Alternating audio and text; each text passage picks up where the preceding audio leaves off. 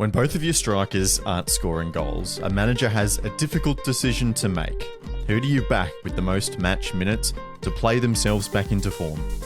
It's a difficult question, one that Arthur Dillis has had to struggle with since he took over at the Victory. Perhaps an even more challenging conundrum is, what do you do when they both score? It's the more preferable of the two problems to have, but just as tricky to navigate, as Nikos Virgos and Bruno Fornaroli both netted to give Victory a desperately needed 3 points in the Big Blue on Friday night, which also saw a hero's welcome home for club legend Mitchell Langerak. While it was success for the Navy, where does the loss now leave Ufuk Talay's Sky Blues, now outside the six after 2 consecutive losses, with a leaky defence that has lost one of its key links? Wellington fans thought they must have had at least one penalty to celebrate their day out in Christchurch, in possibly the most egregious kit selection in A-League history. Auckland score late again as they and Adelaide start to separate from the chasing pack. The Jets get incredibly unlucky against travelling Perth, and Melbourne City lose another key player to injury on this episode of the Round Ball Australia podcast. My name is Lachlan Avil. Joining me tonight is Poletti, jumping in on the regular men's podcast this week. We know you're locked into the Dubcast at the moment, doing some great work over there, but you're joining us over here. You're doing the double this week. How did you enjoy your weekend of, 11 probably games of football, something like that? I've lost count. All I know is that the one of the two that I did watch all the way through to completion can be best described as a game of football that occurred per the competition regulations, which dictate that that every side has to play every other team in the competition at least twice, one home, one away, and everyone who sat through MacArthur v Melbourne City is worse for having watched it, and they'll never get that time back. Tell us how you really feel. Yeah. That game was a steaming pile of garbage. I mean, it was so bad, and I think there's with very good reason as to why we've left it off the rundown. Well, stick around, folks. Plenty of excitement to come. It does feel, though, now, Jacob, we're kind of exiting out this busy summer period. We've got one more game in midweek coming up in a couple of days, but after that, we're just back to our regular weekends. And so the fixture list has gained a little bit of clarity, but so has the table as well. We've got Auckland and Adelaide just kind of sneaking away now. The picture's becoming a little clearer. Yeah, I'm kind of looking forward to it sort of returning to some semblance of normality again, because it's been very difficult to keep up with what games are being played when, who's playing them, which round it is, all of that. You know, it's been difficult to follow along with, but it's been a good opportunity for some sides, and Auckland and Adelaide are chief amongst them, to really sort of kick on and start to break away from the packs that they were a part of. And we're starting to see a bit of separation as well between the top 7 and then the bottom part of the table too. So it did feel like this sort of hectic fixture list with midweek games and teams playing 3 games in like 10 days or whatever. It gave some teams an opportunity to get a bunch of points on the board really, really quickly. And I think we're sort of seeing that now, where it's starting to take shape this season. It's been very, very hectic for the first half, and now we're in the back half. And like you said, Lockie, we're starting to get a clearer picture of what exactly it's looking like. We've got a pretty clear top 6, top 7, a pretty clear top 2 in my opinion as well in Auckland and Adelaide. So it's going to be interesting to see how it goes now that we're sort of back towards more weekly fixtures. But I'm sure that the football will be as exciting as ever. We're going to break down the table in a little more depth a little bit later on in the show, but let's get stuck into the Big Blue, and particularly this striker conundrum at Melbourne Victory at the moment. We've been talking about it throughout the whole year, Poletti. Obviously, this game in itself, just Arthur Dillis, his first win as a Victory coach. It's taken him 7 attempts, but, in terms of fixtures and teams to do it against, it's not a bad one to start off with in a Big Blue. Maybe they'll finally announce that deal that, everyone is talking about, that he signed on for 18 months, but they haven't announced yet. But Virgos here with a quality headed goal. Bruno with the vintage touches right at the end to kill the game off. As I said in the intro, it's much better when you have to pick between 2 strikers that are scoring rather than aren't. But it's still a tough question either way. It absolutely is. I mean, just on Arthur Dillis, you've got, Big Blue, a fantastic fixture, as you said, to get your first win. You know what would have been even better? If he had have got a win last month in a Big Blue. I think that would have saved a lot of hassle around all the discussions we've had in the last month over him. But I mean, how do you leave Bruno Fornaroli out of this squad?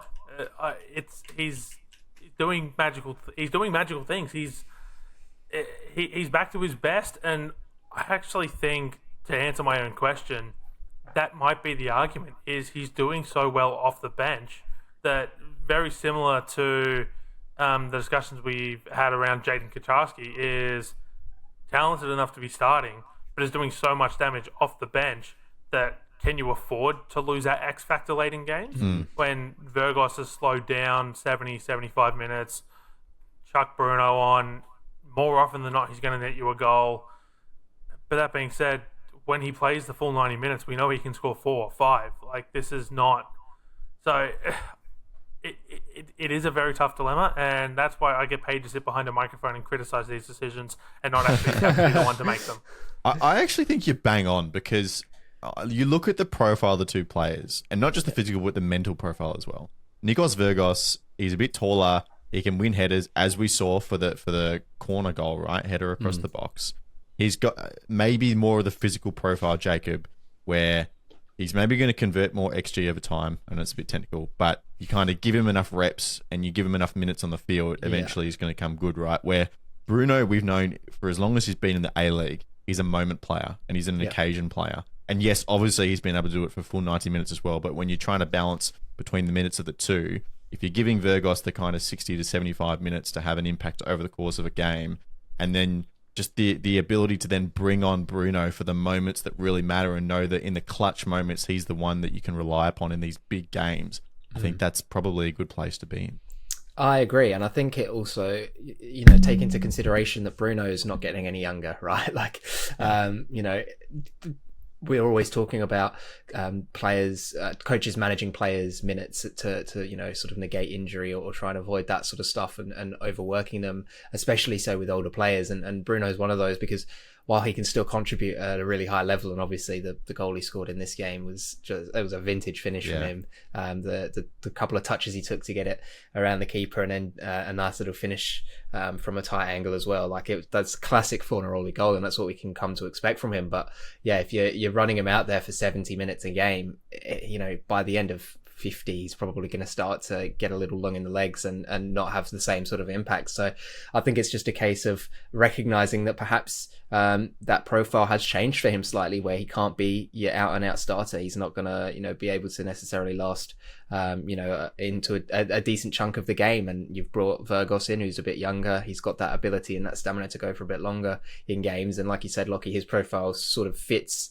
having chunk chances thrown at him right over a course of time, versus Bruno, who is going to be able to create his own, but also he's a known over exceeder of his XG, right? He scores goals very, very easily. It doesn't come much more naturally than when he's on the end of it. So I think that they've sort of struck gold perhaps a little bit if these two can both find form now at the same time, because it's fantastic to then be able to go, right, if one of them is having an off game, you can bring the other one on, in Bruno, and he'll be able to come on and have an impact as well at a really good level. So it's a difficult one to navigate, because of course the fans all season long have been pining for Bruno. They're always chanting his name when he's not starting, and your night round was one of the big ones where they were chanting to bring him on. And you've got to negotiate that, obviously, as a Victory manager, the fans being so passionate about the club, but you've also got to make the right decision and what's going to win you games.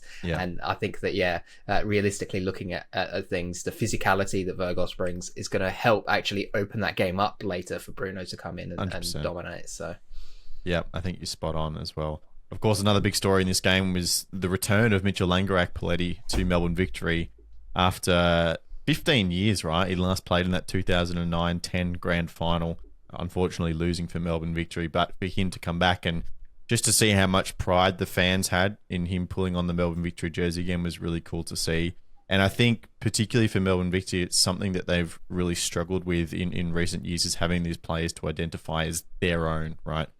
They don't have the quality of youth players coming through like some of the other clubs, and especially sitting right next to Melbourne City and Western United as well, those other Victorian clubs. It's just not really comparable, right? Like, of the high-performing players in this squad that were actually trained in Australia, You got Nishan Velupile and Casey Boss are the only two that have come through Melbourne Victory. You got Josh Rawlins, came from Perth Glory, Ryan Teague, Sydney FC, Geordie Valadon and Daniel Arzani have both been part of the Melbourne City setup. You know, most of the bench examples are similar. They don't really have Melbourne Victory people that much coming through their team. So to see someone like Mitchell Langerak, who started his career at the club, you know, had some really good moments for them, has gone overseas and had so much success and been able, having the pride of being able to watch him do that and then come back to Victory was obviously a really cool moment for supporters, and it's good that they have that little bit more connection to the players now. Yeah, it is. I mean, I saw on social media that I think with Friday night's Big Blue, it marked Mitch Langerak's last 5 A-League men's fixtures have all been against Sydney FC. So they played the final round of the regular season. Apparently, they played 2 legs over the final series to start with. Then they played the grand final that season, and now he's returned and played in the Big Blue. So his last 5 fixtures where he's played have all been against Sydney FC. That's a cool stat. It is. But just back to what you were saying about, you know, Victory having one of their own, and I can't help but feel part of that as to why this is such a rarity for the club, despite being the self-proclaimed biggest in Australia by board members and fans alike, is it's been their training facilities. They haven't had any. They had the site that Melbourne City took over for a while, and then Melbourne City moved out to Casey Fields. I believe that site now sits empty, or it's been taken over by an AFL team. They train out of a public park. You know, I know they've got their academy set up, who are doing very well in the NPL Victoria system. Whether or not that speaks to the state of the NPL Victoria system is a discussion for another day. NPL New South Wales Supremacy. Stirring some feathers with that. But, I mean, look, you know, they're doing well in the NPL system. And so you're starting to build an academy and something for these players to play in, to develop them yourself. But at the end of the day, if you don't have training facilities that, if not dedicated to your club, are certainly at least not public property, I think, you know, like the fact they train in Gosh's paddock is an absolute joke. And I know land is scarce in Melbourne, and there's several AFL clubs who do it as well. But, you know, if I wanted to do if I was a scout for a club and, you know, it was a must-win game, final week of the season, and I wanted to do some scouting on Melbourne Victory, there is absolutely nothing that Melbourne Victory could do to stop me from just going down and observing the training session, because it's in a public park. Yeah. Like, you know, I could do a Canada and get a drone out. Like, and again, they can't stop me. It's a public park. Like, you know, you could argue semantics about whether that's in the spirit of the game or not. But the fact of the matter is that it just the club could do nothing about it because of where they train. It's so until they get that sorted. Yes, the academy's doing well, but I think that might be few and far between as to, you know, these sorts of things coming through. Whereas if you look at other clubs, they have dedicated training facilities. They're either private property or they're at least hired and can be shut off. So I think it's a genuine issue. And even then, like a direct comparison again to Melbourne City and Western United, who both now own their training bases. Yeah. Full stop, right? So when you're vying for that Victorian talent, and maybe more Western United have connected with the identity of those players in the West, so they're really hitting that target area. Victory and City are probably less defined in that respect, so they really are competing for players in a lot of cases, and you know, Victory are behind the 8 ball on that. Going back to yeah, sorry, I was just going to say, like, if you're choosing between Melbourne Victory and Melbourne City and don't really have any sort of allegiances one way or another, what are you going to choose? The club that's training out of a public park, or the club that's training out of world-class training facilities, even if it is 45 minutes out of the CBD? Yeah, and the connections to the rest of the world as well. There's so many drawing points to be part of that City Academy. But then Mitchell Langerak as well, just going back to him, Jacob, it feels like he is kind of one of the first examples of a player that was made in the A-League, has gone away, had a very, very successful career. He's obviously played at Borussia Dortmund, a very long stint at Nagoya in Japan, where he's beloved by the supporters. We saw the clip a couple of months ago of them saying goodbye with thousands of Australian flags in the stands, saying goodbye to one of their all-time best players. Set a number of league records in terms of clean sheets as well. but having that success overseas and then coming back to the A-League still with a fair bit to give, right? Obviously, I think he's 38 or something, but for a goalkeeper, we know they can go longer than regular players. Yeah. That's kind of the blueprint of what we want. That's some real quality coming back to the A-League for the twilight years of his career. Yeah, it's cool to see. It doesn't help that the league is in relative infancy compared to most of world football, right? It's only 20 years old. So there's not necessarily been much chance for players to have done this. So, he's sort of part of that first generation that had that opportunity really to go overseas from the A-League and make a name for themselves. And I think what we will see probably is the current crop that we're seeing going overseas at the moment are the sorts of players that, in my mind, I could envision coming back later in their careers as well. The ones over the last 2 or 3 years or so, they all clearly love the league and love Australia and love the clubs that they played for here. So it does feel like as well that the clubs have tried to build that sense of belonging, sort of on the hope that they will one day be able to get these players back, like with Langerak, at a still very, very good level, because it doesn't happen. Yeah. Well, he really is that first example, like you said. We've had a few where players have left and come back, but it's not necessarily they've gone and become, legends at another club and then come back. It's they've gone for a quick stint somewhere, it maybe didn't pan out, and then they've come straight back. So no, it's really awesome to see. I really do hope that it's the start of something in the league with these sorts of players. Obviously, it necessitates players going overseas and having a good career overseas in the first place, which is something that Australians have really struggled with.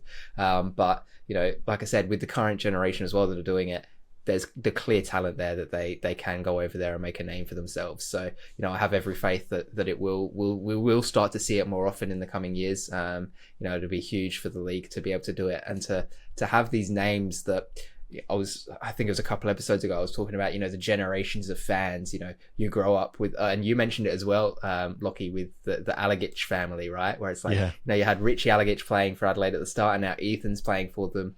It's the similar sort of things where you can have the older generations of fans remember these players in their first stint, and then the newer ones get to, almost start their own fandom of this player when he comes back. So, it would be really awesome to see. And I think it's something that the league's been lacking. But like I said, it is still a relatively young league. So, we've got to give it time and give these players a chance to go over there and do great things with their career. And then, hopefully there's enough goodwill remaining in Australia and within these clubs to be able to welcome them back. Yeah, more history, the better. I want to throw a little bit of a curveball out here as well. Found it interesting. I think Joey pointed this out on Twitter as well, Joey Lynch, that not only was Tony Popovic in the stands, but Frank Jurich, the goalkeeping coach for the Socceroos, was watching along. So we know that position's in the air at the moment. Matty Ryan's got his transfer. Where's he gone? Italy or something?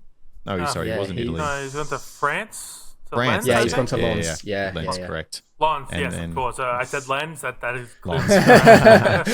And then, Gauci not getting a whole lot of minutes. Mitch Langerak, starter. It's been a controversial topic, but interesting to watch, I think. Poletti, where does this leave Sydney now? Because we're probably just starting to get some first murmurs from Sydney fans about Ufuk Talay and him perhaps not being the right man to lead this team forward. That does feel harsh to me. Yes, Brisbane was bad and you've lost the big blue here, but before that he had 6 unbeaten games, which is pretty good. They're in the round of 16 in the ACL2 without too much difficulty. They do need some reinforcements in defence, and the confirmation of Hayden Matthews' transfer over to Portsmouth was released on Monday as well. So that is an issue for them. But apart from that Brisbane game, where I really do think the 2-day break is a mitigating factor for them, we haven't seen as many of those structurally exposing goals. Like we saw those really fast counter-attacks. The Fornaroli goal in here, for me, you've got a bit of poor individual defending and goalkeeping, I think, contributing to that as well. I know Bruno had a few good touches, but another keeper maybe on their day saves that. I'm not really sure what a coach is supposed to do too much about that. Get better players. I mean, that's not to say the players are bad, but I mean, you've pointed out here, they need reinforcements in defense. They're stretched so thin at the back, not just from a personnel perspective, but from a talent perspective. As far as I'm aware, they're trying to sign a defender. They're trying to get Popovic on a permanent contract. Sorry, Jacob. But, I mean, what you've put here in the rundown, Tele might not be the man for the job and that it feels harsh. I think yes, but he hasn't adapted his style for the most part. It's been very much, we're going to play pressing football, we're going to take it to the opposition, we're going to dictate everything, and then they get caught out on the counter because they're exhausted. They give away red cards because they're exhausted. Stupid decisions, getting caught out of position. And for me, Tele hasn't shown too much of a willingness to change his game plan, and so that's where the but is that if like it's all well and good, like we just spent 6 to 12 months prior to the Olympics criticizing the living hell out of Tony Gustafsson for having his plan B was to do plan A, his plan C was to do plan B, which was to do plan A with 14 players because he didn't trust his bench. And it was this unwillingness to adapt and everything like that we've just, like, coaches get criticized for it all the time, and so I don't think Uffy should be immune to that criticism. But also, if I can just throw something in there, because Gustafsson is a very good example, and the other two that obviously come to mind are Ange Postecoglou and Kevin Muscat. Australian football at the moment, and I've referenced this before, has this infatuation, I think, of having that one-way mentality and just doing what you do in a really good way. And I honestly think it's a little bit of a fallacy. I think you're going to get found out eventually. Tottenham are pretty low in the Premier League table at the moment. I'm just going to throw that out there. 8 points off relegation, isn't it? Something like that. Look, Ange just has his own issues. We won't get into that today. But I do believe that versatility is important at some point. And as you say, Tele might need to do that a little bit. It absolutely is. I mean, I'm for all the data nerds out there, I'm going to write off some very basic numbers from Friday night's game. Sydney FC, 8 shots, 1 on target, 65% of the ball, 529 passes, 81% pass accuracy. I know that they had a goal ruled out for offside. They had a penalty that was overturned on VAR, rightly turned over by VAR on review. But to put up those types of numbers and to only have 1 shot on target, it's embarrassing. And I'm not saying that the whole performance needs to be summed up in that word, embarrassing, but just on the surface, that's an embarrassment. You cannot be doing that. I watched I watched the way Melbourne City played on Saturday night. Very similar numbers. That was an embarrassing performance from Melbourne City. It was not good. It took them 33 minutes to have a shot on target, which was their first shot for the game, and there was one point in that first 35 minutes that Melbourne City had 80% of the ball, and they still couldn't generate a shot on target. I think by the time they generated a shot, it was around 72-73%. Yeah. Seeing very similar numbers here from Sydney FC, it's not good enough. And so, yeah, as harsh as it might seem, that's why I said yes. But, like something needs to be done, because otherwise Sydney FC fans, the calls are only going to get louder, and the club can only do so much. I think we saw what happened when the club tried to ignore the rising discontent from the fan base for Steve Corica. It led to him being sacked 3 rounds into the season. So, I love Uffy, club legend, and I'm sure everyone else does. A club legend like Corica, but at the end of the day, Sydney is a club that demands success, and you're only as good as your last result sometimes. And 4-3 loss to whatever the hell this Brisbane side is, mitigating circumstances aside, we know fans won't look at the broader picture there. They'll just see a 4-3 loss to whatever the hell this Brisbane Raw side is, and then a big blue defeat. If they lose, I don't know when the next derby is, but if they lose the next derby as well and have another poor run of results around that, those calls are only going to get louder. Yeah, I think they'd be very silly to even consider getting rid of him at this moment, but definitely when you're coming towards the end of the season, where they are now outside of finals, is not acceptable for the quality of players that they have in that team. Just on losing, Hayden Matthews, the club officially announced this as well, a multi-million-dollar club record fee. Also, it says here as the new benchmark is the highest valuation ever for an A-League defender. That fits the bill for the 2.5 million Australian dollars that we've heard flying around. So congratulations to him over to Portsmouth. Of course, that deal is now official as well.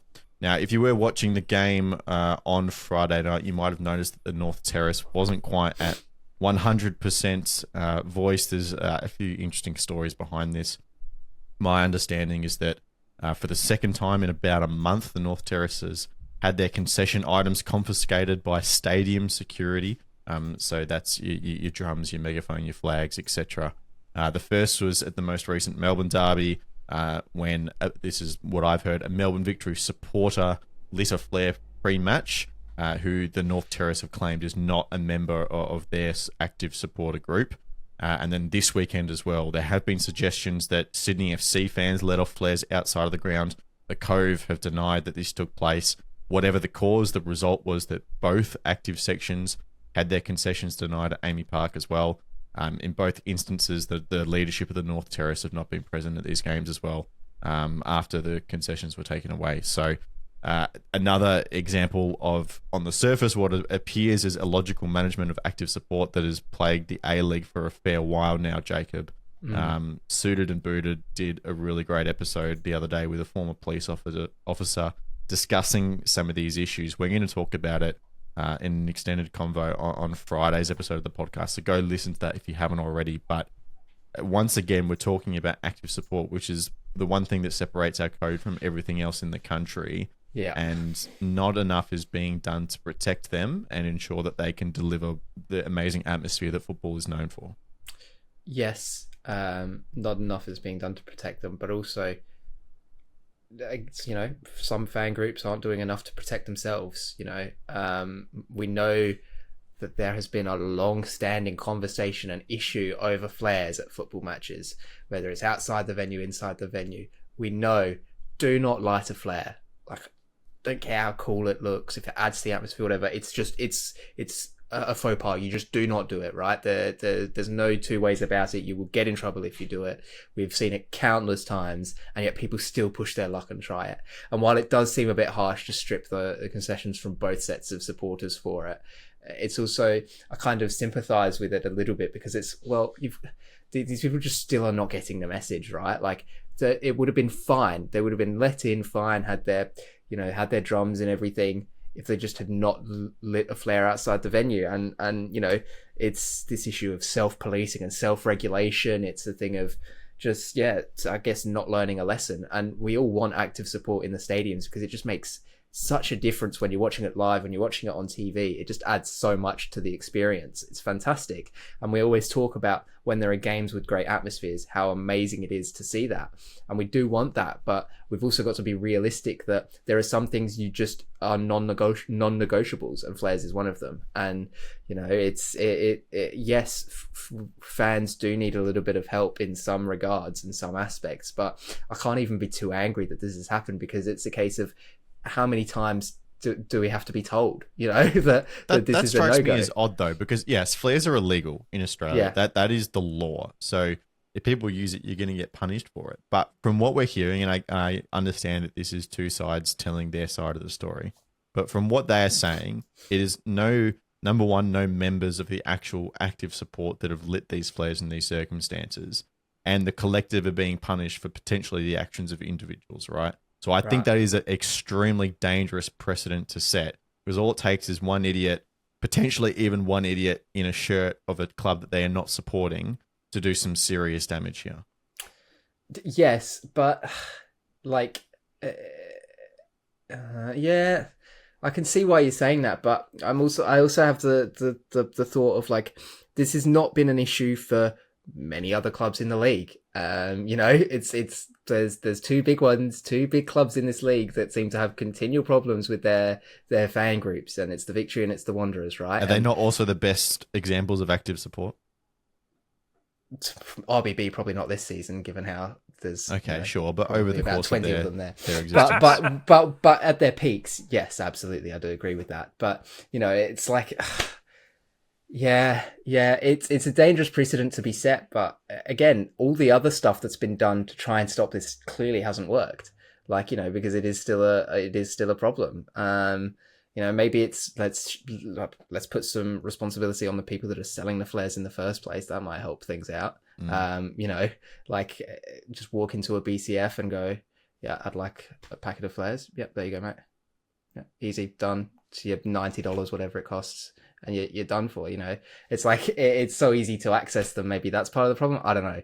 I'm sounding like some American gun conspiracy theorist here now at this point. So let's just say that, look, it sucks for both sides, because we would have loved, with this bigger game, to have had a full atmosphere there, and for the fan groups to have been properly equipped. But it sucks that we're still having this conversation, because it's the sort of stuff that over the years should have been really nailed down by law enforcement, by stadium management, by the fan groups themselves as well. And the fact that it hasn't been, it's probably not a great look on any of those parties, right? Because while fan groups have been pushing for it, yes, the fact that it's not really gotten anywhere suggests, are they going about it the right way? Maybe not. So I don't know. Like you said, we'll have more of a discussion about all this on Friday, so I'll leave more of that for then. But yeah, it's a bit annoying to continually see these problems, being brought back up again. For sure. All right, just a little bit of a teaser for you. Go listen to the Suited and Booted episode, and then, yes, as Jacob says, we'll talk about that more on Friday. Let's move on to another game of football, shall we? We have spent a lot of time in the Big Blue. Poletti, should Wellington have had a penalty in their game? Maybe two. I don't know. There were two pretty decent shouts. I'm actually pretty happy leaving the second one alone. Harrington, I think, gets backed into. There's not too much of a foul there. But the first one, Brian Kaltak, he gets done on his inside, and for me, leaves the leg out clear as day.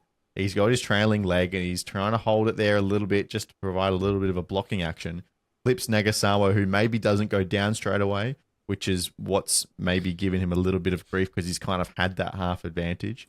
But for me, he's clipped the leg. It's a penalty. I come back to the question that I always ask in this sort of situation. Is this being given a foul in the middle of the park? If the answer is yes, it's a penalty. If the answer is no, it's not a penalty. And that's where I'm going to stand on it. And I know that doesn't make for good podcasting, but this is the sort of discussion that we have all the time. Is it a pen? Is it not a penalty? And I don't care about this higher threshold. It's the same reason with the yellow cards. I don't care about this higher threshold for the second yellow that's supposedly there. Is if it's worthy of a first yellow, it's worthy of a second yellow. If it's going to be a penalty anywhere else on the field, if it's going to be a foul anywhere else on the field, then it should be a penalty inside the box. That's all I'm going to say. Are you saying penalty or no penalty? Would this have been given a foul anywhere else on the park? That's what I'm asking. Yes. Okay. So there should have been a penalty. Should have been a penalty. What I think is interesting, though, Jacob, Yeah. Chiefy was asked about this post-game, of course, and he was actually of the opinion that because he didn't really say it's not a penalty, but he said that because Nagasawa kind of had that half advantage to get a shot away, it definitely wasn't as an effective shot as he could have got if he wasn't fouled by Kaltak, in my opinion.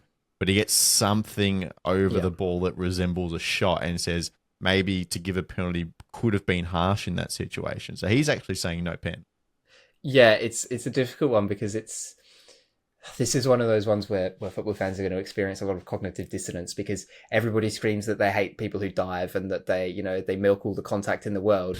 But it's like, that's really realistically the only way to get the penalty here, is the moment you feel contact to go down. Otherwise, you do sort of end up in this situation where he doesn't go down straight away, and he tries to keep himself on his feet and fashion a chance from it. And it's perhaps maybe not a great chance, but he at least, did the noble and the righteous thing, right, by staying on his feet. But, consequently, it wasn't given as a penalty. So, it's a really tough one to try and manage there, because there was contact made, trailing leg by Kaltak. I agree with all of that.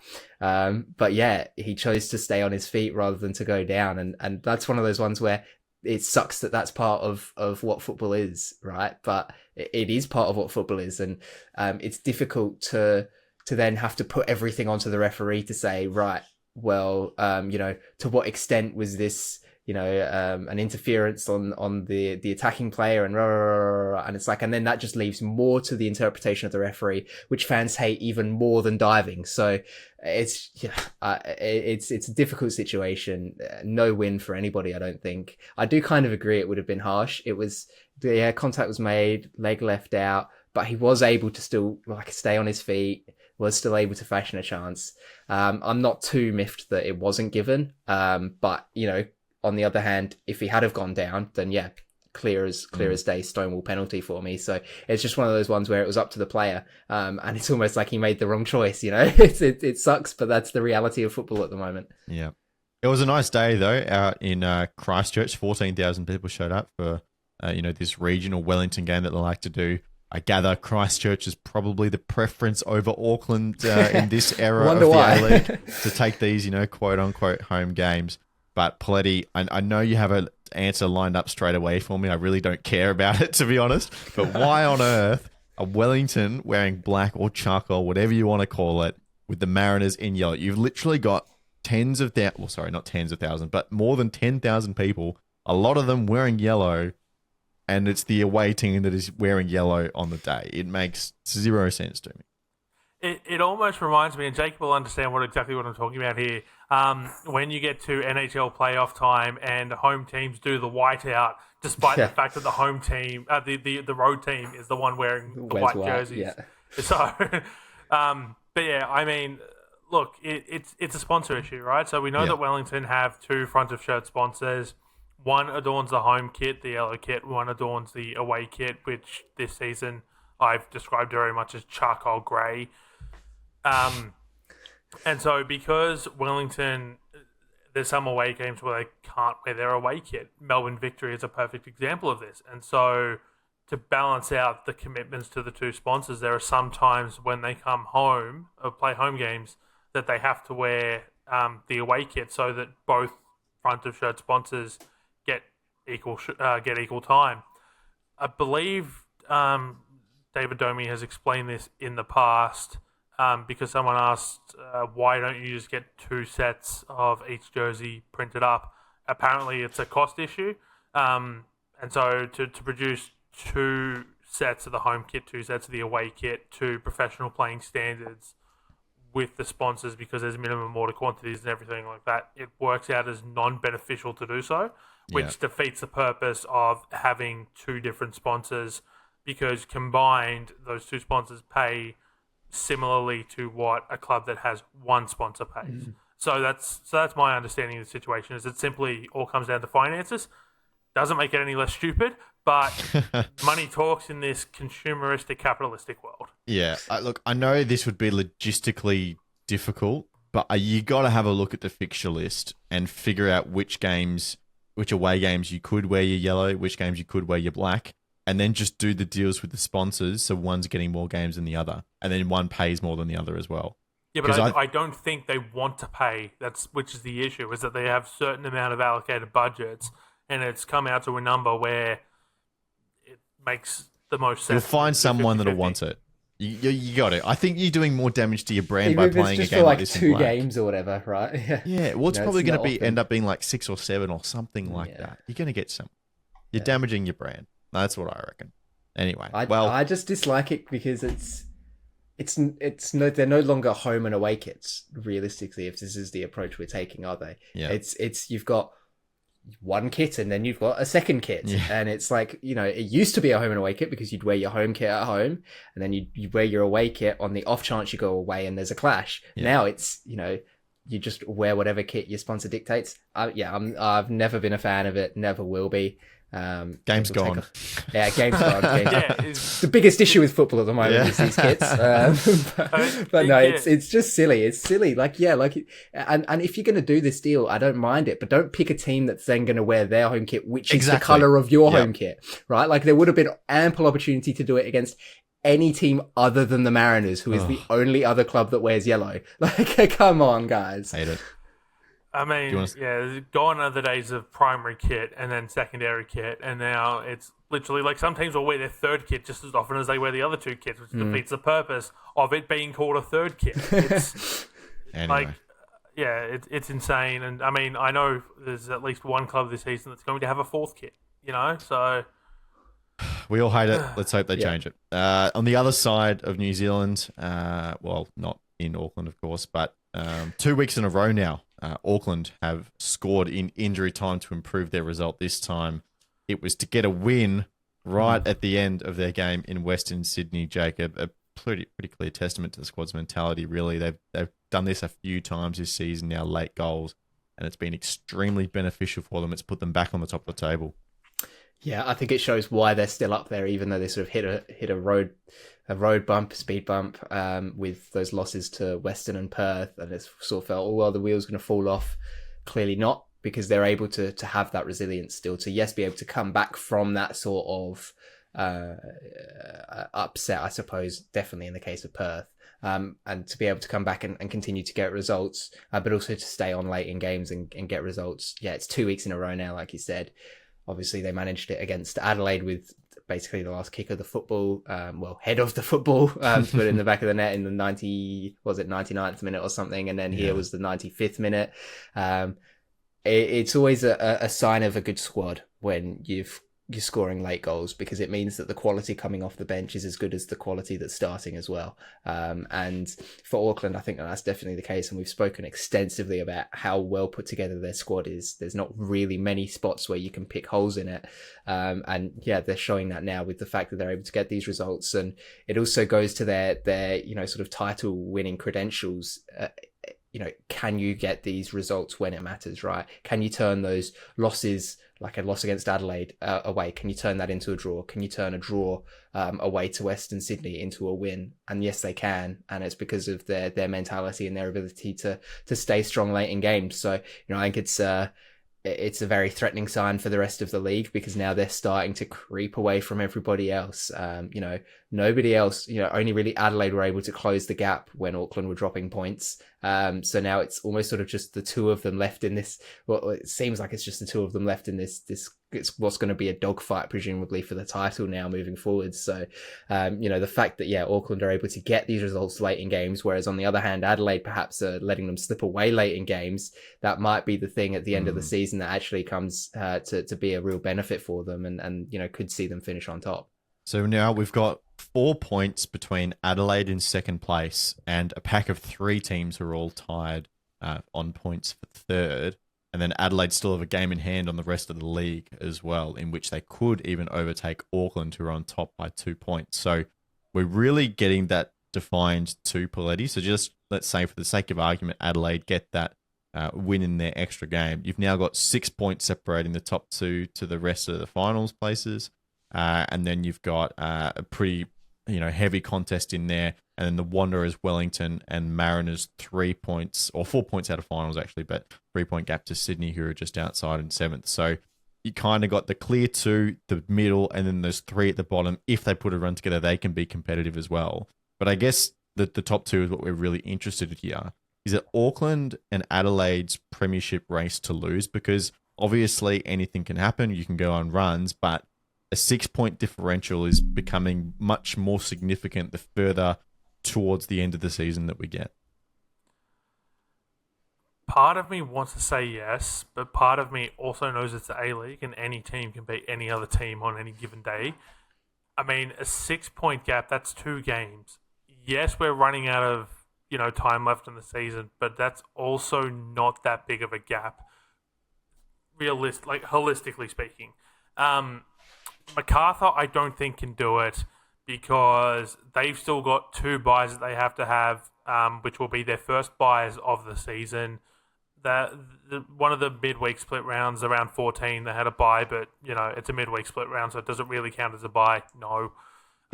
So MacArthur get their first buy in round 20.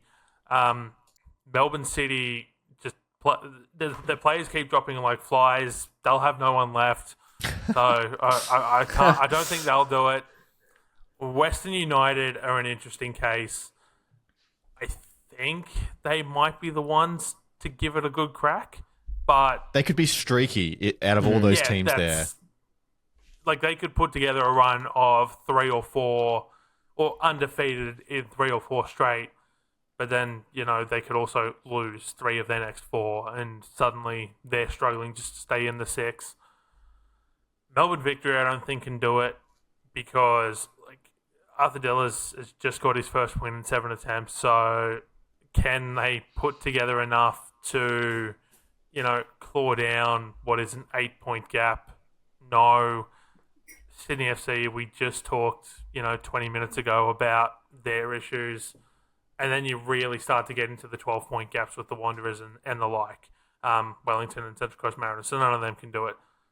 So that is a very long roundabout way of saying that yes, even though I don't really want to say yes, because I don't see who can do it. They look pretty locked up there, don't they, Jacob? Yeah, I think so. I think that definitely Auckland will be feeling like it's especially theirs to lose, right? Because they were the ones who came out of the gates really strong. The whole, we're undefeated. We haven't conceded in, what was it? Was it 5 games? I reckon maybe 6 or 7. Maybe 6 or 7? Maybe? I don't know. It was a lot of games. It was a lot. And everyone was like, they're just going to run away with it now. So it does sort of almost feel like perhaps the pressure might be a bit on them. And with Adelaide, only a couple points behind with the game in hand, it does feel more like they're chasing Auckland than anything. But, it's definitely between those two moving forwards. And it certainly seems that way on the pitch as well, right? Because a couple of weeks ago, absolute stalemate on the pitch to really, really good game. And then they're going to be meeting up again, I think in early March or something too. So again, a chance for them almost sort of with that 6-pointer. It's going to be between those two for sure. I think they're both actually facing a lot of pretty decent teams in the coming weeks. I think Auckland have games against Macarthur and Western coming up. So 2 teams in that top 6. Who are both in the chasing pack, and Adelaide, I think, are playing, is it City and Sydney as well? So, right. Both teams with some pretty difficult fixtures there, but if they want to win the title, you've got to get those results, and they've both shown that they can get those results so far this season. So they've got to keep it up if they want to continue to give themselves separation, give themselves a bit of space, and keep the fight between the two of them. Yeah, the opportunity to separate and really lock down that top 2 for those two sides in the coming weeks. I'm going to go back to you, Jacob, and I will give you credit because you wrote this down in the rundown. What's the matter with Western Sydney Wanderers? Obviously, the subject of him and how many minutes he's got has been a massive topic the whole season. He got more, I'm pretty sure, in this match than he ever has throughout the season. It was honestly a game that wasn't really too interesting until the final goal was scored in injury time. But it felt like he was working his way into the game more, but he was also growing a little bit more frustrated than what we've seen him with the players around him as well. It's such a tough one because he's had these moments of pure brilliance so far this season that we've seen. Was it just the last game that he had that beautiful little assist that he put into the box? Fantastic ball in. And then, he gets a massive chunk of minutes here in this game and just doesn't quite have an effect on the game that you would have expected from a player like him. And I've seen Wanderers fans pointing their fingers at a few other players, perhaps not quite being up to standard to match it. Some criticism of Nicholas Milanovic and his work rate in recent weeks. Obviously, still issues over the centre of midfield for the Wanderers as well. But it's I don't know. I maybe just put it down in the books as another one of those foreign signings that was just a bit meh. Because, he's like, there's no denying he's a quality player, but what's the impact that he's had on the side so far? And it's, when he's getting these minutes in these games, he's not quite able to break in. He has moments every now and again, but just not enough to warrant, giving him as many minutes perhaps as they would like if he was fully fit and firing, right? And that's the other side of things is you've got to be so careful managing his minutes because you don't want him to get injured. So it just seems like the risk doesn't quite match the output of the reward there. And well, at least it certainly hasn't done so far. And it's something that Stajic sort of spoke about a bit in the post-game press conference. And I'm quoting now. He said, look, to be honest, it's the perennial question. And I know you have to ask it, but I don't really care who plays. We have to win. So that's a pretty blunt way of putting, I've just got to put the team ahead of anything else. And over the last couple of weeks, he's thought, well, maybe starting Matt has been the solution to our problems, but pretty clear it's not because they're still as inconsistent as they have been all season. So I don't quite know what's going on over there, because they just can't seem to find a stable starting lineup, game plan, approach. They can't find results. They can't put the ball in the back of the net. They just, they're really struggling at the moment. And while there's a lot of attention on Mata because he is that big name, there's 10 other players in the starting 11 every week. So, perhaps need to look a little bit at them as well, and what they're doing or not doing that's causing all these problems, because it's got to be more than just one player, right? Like there were issues with the Wanderers in the back end of last season. There is issues with them all through this season so far as well. It's just, there's got to be something more to it than just the players and the coaching, because it seems like a constant problem for them. Tell you what, he's helping some off-field stuff though with the social accounts for the A-Leagues in the last week or so. Absolutely. Few quotes here and there about investing in the A-League, not ruling it out, not exactly the commitment that you'd hope for a contract or anything, but just having the words floated out is always fun. This came after, I think he invested in an MLS club, right? So that was a hot topic of conversation. Bruno Fernandes, quotes coming out from him about Agent Juan Mata on the case, telling him how great Australia is. It's all a bit of fluff work, Poletti, but I guess it's kind of cool to see the A-League mentioned by all these players. Yeah, no, it absolutely is. I mean, anything that gets the social metrics up can only help. Well, actually, I better not say that. Maybe not anything. I have been very critical of some of the social work of the A-Leagues in the not too distant past. Most things can only be a good thing for the A-League in terms of, the social traction and what goes around the world. I mean, Stroik signed for Brisbane. Their account nearly doubled in followers overnight. It's not anything that can hurt in that respect.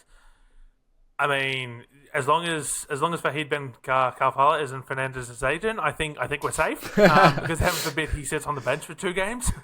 But I mean, look, in terms of the ownership side of things, I know that this is... I've heard a lot of rumours and innuendo and piecing together bits and different pieces of conversations that it is something that has been explored in the past in terms of the David Beckham sort of vibe with what MLS did with him. Yeah. LA Galaxy come over, part of the contract, you get your piece of the next expansion side. I believe that has been floated out in the past in contract offers to players, but based on everything that I've been told and have pieced together, mostly from sugar packets. But it would be different here for Juan Mata because he's already been played in the league. This wouldn't be part of his initial contract. Could this be part of a secondary contract? Could this just be one of the owners is willing to sell him 5% or 10% stake in one of the clubs, either for short-term cash flow or just for the good news story it would bring? I don't know. What is that number? What money does Juan Mata have? I mean, I know to use the NFL as an example, Jacob, the most recent example of that was Tom Brady and the Raiders, and Mark Davis wanted to give Brady a very heavy discount, and the other owners said no because it was going to hurt all their valuation. So what sort of number has to get floated out there to keep other owners happy in this new collective that is the APL? So what I think is interesting is that the quotes that he's actually said, though, he's not completely disillusioned as to the state that the league is in, right? Obviously he's playing in it, but it's easy as a player, especially presumably on the money that he's on, to turn a blind eye to it. But he said that, he's curious about actually learning how the A-League is run at an administrative level, given the fact that it has to compete with so many different sports, right? So he's mentioned Australian football and rugby league as the 2 other big ones that are the direct competitors. And he's saying, but with that, I still feel so many people love football in this country. They come to the games, they watch a lot of the Premier League, as you know, so I think that's really good. But financially, and all I hear from the A-Leagues and from the clubs is that it's not the best moment financially. Like, he's not completely out of the loop. He understands the situation that the league and the clubs are in. So I think that actually having somebody who's willing to invest but knows all of that, I think is actually a really good sign. He's not said that he's willing to invest, but he's not ruled it out, right? If it was completely dire, you'd have ruled it out already, So to me, it seems like it's a good sign that he's wanting and willing to learn about things, specifically as they connect to Australia and Australian football, and the A-League and the finances involved therein. So, to me, it's not just one of these blind faith. I want to invest, because I love football. I want to invest because I can see that there is potential here in this country. It's about figuring out how we tap into that.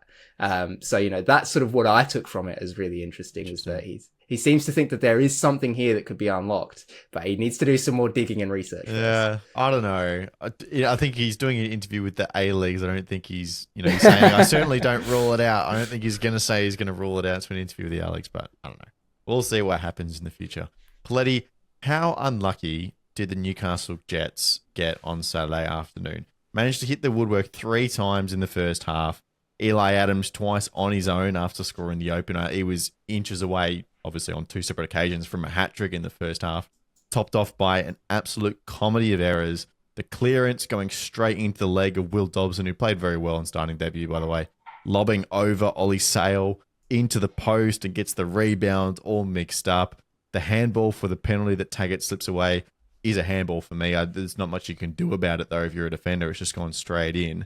And then you have the finish from Taylor to get yourself back ahead. And then just another blocked clearance happens to land at the feet of Lachie Wales to make it 2-2 as he comes on the bench, off the bench, for his debut for Perth Glory. The Jets should have won this game, and they were cruelly denied 3 points in an absolute brutal fashion. I mean, is this a new Perth Glory? Like, this is a completely different Perth Glory side to what we saw that turned up at HBF Park against the Jets just before Christmas. They got absolutely slaughtered. But I mean, they've also had a bunch of signings. Newcastle have had a bunch of signings. Perth signings seem to click just a little bit better. Given, Patrick Wood started, Lachie Wales off the bench. But I mean, yeah, Newcastle... This probably rules them out of any sort of chase for the 6. I mean, sort of getting into Brisbane and ironically Perth Glory territory.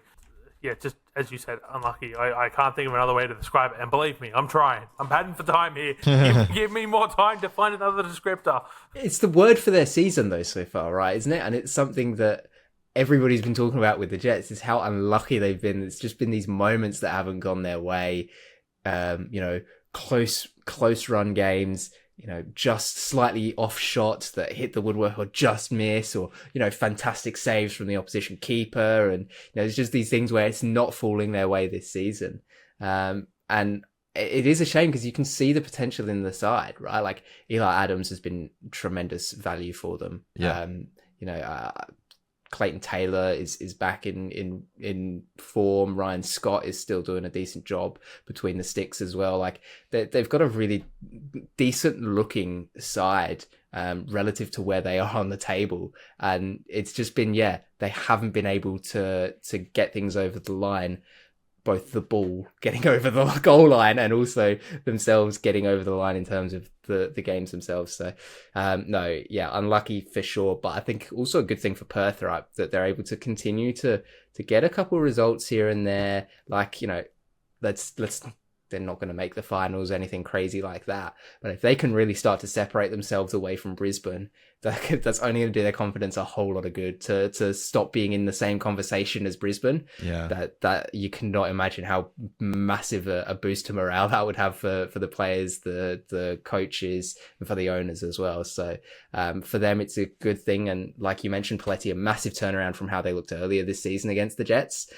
So again, signs of progression there. But yeah, same old signs for the Jets of not being able to just get the result that their performance perhaps deserves. Yeah, very rough for them. I just all the balls into the post, is flying around in the penalty box at moments. I think you're right. It's been a good way to describe their season. You think of some of the late goals they've conceded, the fact that they had bye rounds after their first 2 wins of the season, just completely snapping their momentum. Yeah, it's not been an easy gig at all in Newcastle this season. No, it hasn't, Lockie. And sorry, just before we move on to the transfer segment, because I know we are running out of time. I know I said off the top that I didn't want to talk about this Macarthur-Melbourne City game too much, and I don't. But this game will be remembered for one thing. The 1-0 victory, the goal to Valère Germain, became the all-time top goal scorer for Macarthur FC with his goal overtaking one Ulysses Davia. So that'll take De Vea's name away from a piece of MacArthur FC history. Something I'm sure the club will be very happy to see the back of. What were the odds of Jermaine breaking the record in this game? Do you know? Hey! At the start of the season? Yeah. Yeah, you like that one? All right. Yeah. Let's get into some transfer chat. I did have here a relatively quiet week, although we seem to have just kept adding on. It's getting bigger every time I look at it. Maybe not so quiet. Jordan Lawton has signed an extension with Western United, jumped onto the scene very quickly. In his first 2 games, had a last-minute assist for a winning goal and then the bicycle kick. So he's signed an extension at the club, which is really great. We talked about Hayden Matthews off on his way to Portsmouth, and then Western United and Sydney, both a couple of academy graduates as well. Perth have signed on central defender Tas Mortakutis. And then there's more talk off the press of Marco Monteverde as well, that Miloš Degenek, who's been an interesting name. We've talked about potentially Melbourne Victory and Western Sydney being interested in his services. Jacob expected not to sign in the A-League. So with Thomas Deng now confirmed to go to Yokohama as well, that leaves 2 of the hottest options for Australian centre-backs off the table. For Australian defenders, full stop. There's Yeah. not even fullbacks. There's not really much of a market out there. So yeah, tough luck for you two, to the Wanderers and the Victory, because that's your best option gone there. If that's those rumours are to be believed that he won't be coming in, you've got to really scramble to find somebody now. Yeah, that's tough. It sucks as well because Degenek, is one of those names that people will recognise. He's obviously a very quality player. He's got that Australian passport, so that helps out too with not having to take up a visa spot. It would have been great for both clubs to have got him in, but if he's got a better offer elsewhere, he's got a better offer elsewhere. And that's part of the reality of playing in the A-League, is that you're probably going to get outbid every now and again, and that's probably been the case here, where both clubs have probably gone in pretty hard for him, and there's just been someone else rather that's been more appealing to him.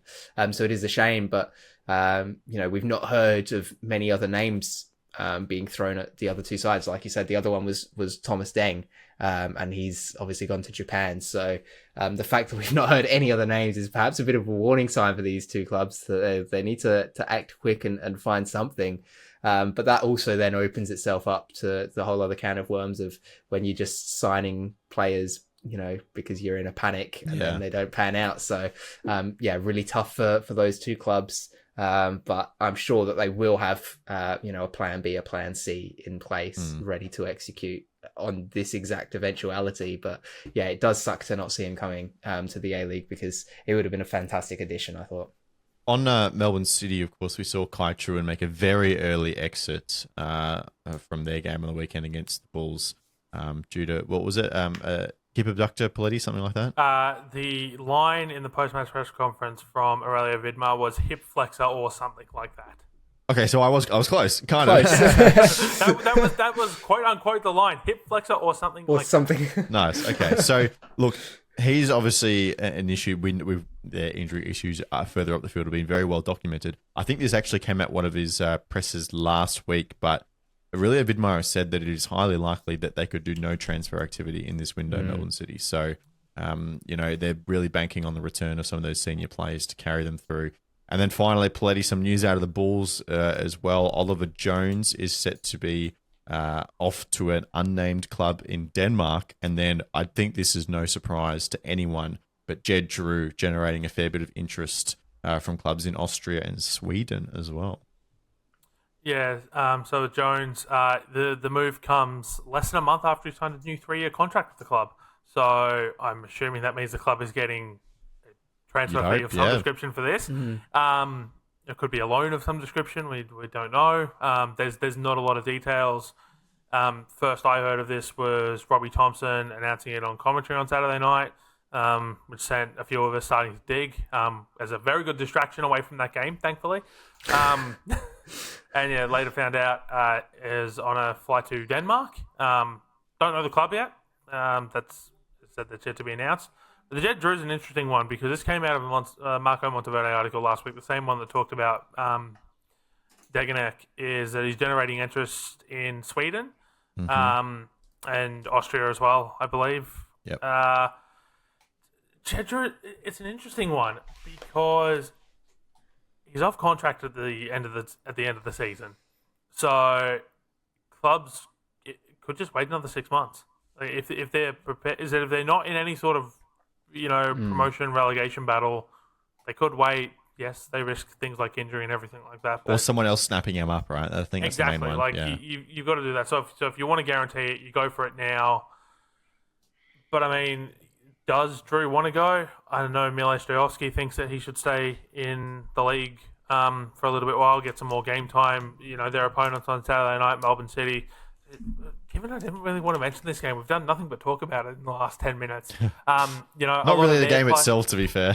Yeah, no, that's fair. But a lot of Melbourne City's players, and you look at Daniel Larzani, you look at Marco Tilio, they've gone to Europe early and have then come back for one reason or another because it hasn't worked out, and so you don't really want to see something similar like that with Jed Drew here. Just part of Milos Stojovski's thinking.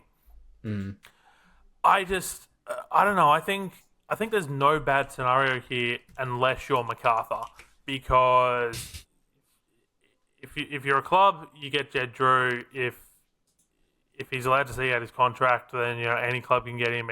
Maybe MacArthur can still get him, but then they miss out on the transfer fee. If I'm MacArthur, I'm convincing him to stay for the rest of the season.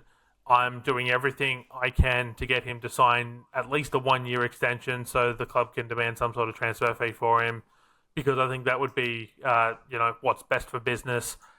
But at the end of the day, if Jed Drew wants to go, Jed Drew's going to go, and he's certainly talented enough to do so. And I think going to somewhere like an Austria or a Sweden would be the best case scenario for him, because it is Europe. It's a very highly competitive set of leagues, but it's not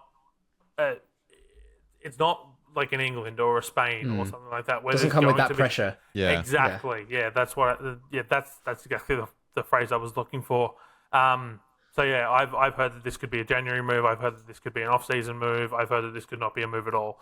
I'm having a lot of trouble nailing down what this is or whether there's anything in it. So it's very much up in the air, but we're expecting that something could happen with Jed Drew. I think Hatberg, which is the Austrian club that was mentioned in that article, Austria for me sits in probably that third tier. You got the big five, then maybe the likes of Portugal and Netherlands, those like the Eredivisie, those kind of leagues, and then you got maybe Austria, Belgium, those kind of countries right underneath that. So I agree with you, Jacob. It would be a move that we haven't really seen from Australians. It's probably just I'm probably extending my knowledge a little bit here, but that kind of Scandinavia is maybe a little bit below where Austria would be, or maybe a little bit level. I think they'd be about. I think the top in Scandinavia is a very good level, and obviously we see them competing in European competition regularly. But from then on, it sort of becomes perhaps it's a bit top heavy, I suppose. And I think that the Austrian Bundesliga is actually a nice, I suppose, sort of bridges the gap quite nicely between the Bundesliga in Germany and then the second division in Germany as well. Kind of quite nicely fits in there as well. So it's a good level to definitely be looking at, and sort of two markets that haven't really been looked into by many Australian players in the past, right? It's been, especially recently, a lot of England and Scotland, whereas some of the Western European countries are perhaps being overlooked again. Maybe now's the time with the quality the quality players that are coming out of Australia. Now's the time to start looking back at those leagues that can be these sort of leapfrog leagues in a way to be able to get yourself a name in those regions, right? Because if you're in Austria, you're going to be Germany, Italy, France. You're going to be getting your name out there. In Sweden, obviously you've got your Scandinavian countries and places like Germany and Poland and the UK and stuff that are going to be looking at you as well. So they're really good levels to be looking at, really good leagues. And I think Poletti there pretty well explained there might not even be anything in it, so we'll just wait and see. But I think that if these rumours are true, then it's a good level for him to be looking at. Yeah, I think he's definitely proved his quality this season as well. The consistency has come, as Milo said post-game, and he's been rewarded for that with some attention overseas. So, yeah, congratulations to him. Hopefully he stays around. It would be good. You have to imagine the club have had a go at trying to extend his contract. So maybe it's just coming to this January point of figuring out who actually is interested and now having a bit more of a clearer picture to make that decision for Jed Drew. But that will do. Finally, a bit of a long one from this episode of the Round Ball Australia podcast. Poletti, thank you very much for doubling up for us this week. Look, any chance I get to be on the main podcast, the Round Ball Australia podcast, I should say. We have two main podcasts here. As I constantly like to remind everyone behind the scenes. Look, I enjoy it very much. And if you picked up on either the Simpsons reference or the wrestling reference that I made in tonight's podcast, give yourself a good star. Give yourself a gold star. Yikes, Jacob Stevens. Yeah, yikes indeed. It's a good thing that neither of us picked up on it, I suppose. It shows that we are not completely degenerate. That is, what are you trying to say? I think you said it mostly yourself. All right, cheers both of you. We appreciate your company at home again, as always. We got one more midweek game. It's Western United someone. I can't remember who. Anyway, we'll talk about that and yes, an extended conversation around venue security, policing, all that on Friday as well. But we will see you then. We appreciate you listening as always. Goodbye.